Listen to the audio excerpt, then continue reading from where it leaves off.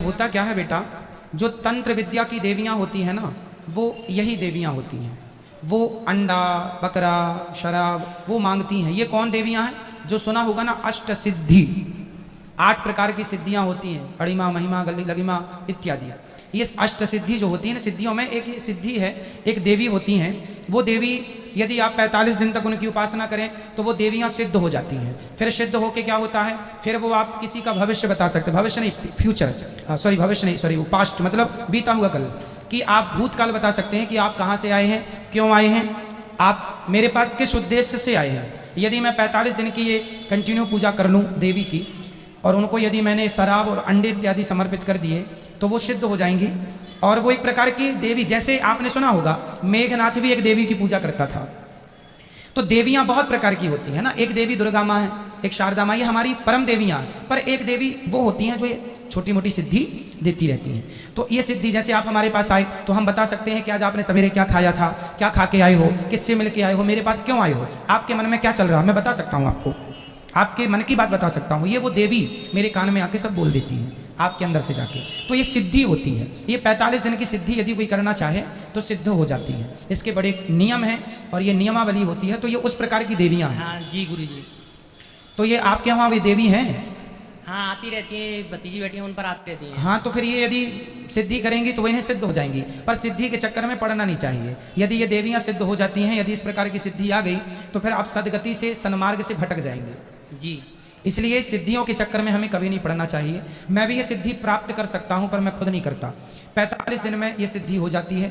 आप किसी का भी भविष्य बता सकते हैं, किसी का भी भूत बता सकते हैं, भूतकाल भविष्यकाल।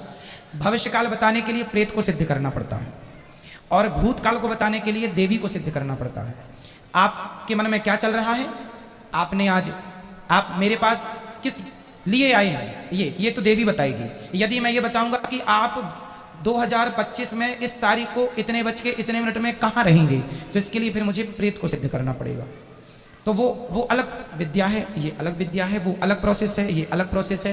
पर जो भक्त होता है वो इस चक्कर में नहीं पड़ता। इसलिए हमें ये पता जरूर है कि सिद्धियाँ क्या है, कैसे होती हैं, बट हम चक्कर में नहीं पड़ते, क्योंकि सबसे बड़ी सिद्धि है भगवान की। यदि भगवान का नाम लेके वो सिद्ध हो जाए तो भव सागर से केवल भगवान पार करेंगे। ये देवी देवता सब यहीं धराए, ये सब यहीं के रह जाएंगे।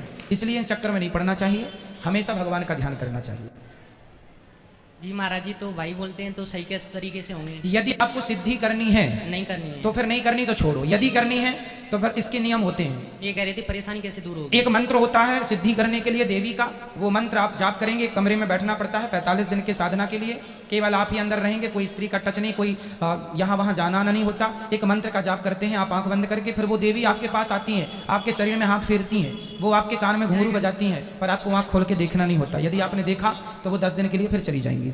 ऐसे बहुत सारे नियम होते हैं और ये देवियाँ सिद्ध हो जाती हैं। इससे आप कुछ दिनों के लिए, ये जैसे प्रधानमंत्री 5 साल के लिए होते हैं, जैसे उसी प्रकार ये देवियाँ कुछ समय के लिए सिद्ध हो जाती हैं। यदि चली गई तो फिर सिद्ध करना पड़ता है।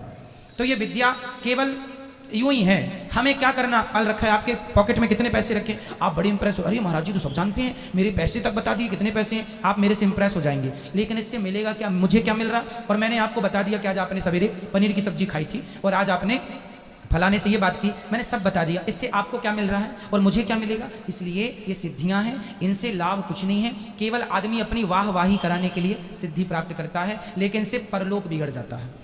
लेकिन इनसे क्या बिगड़ता है?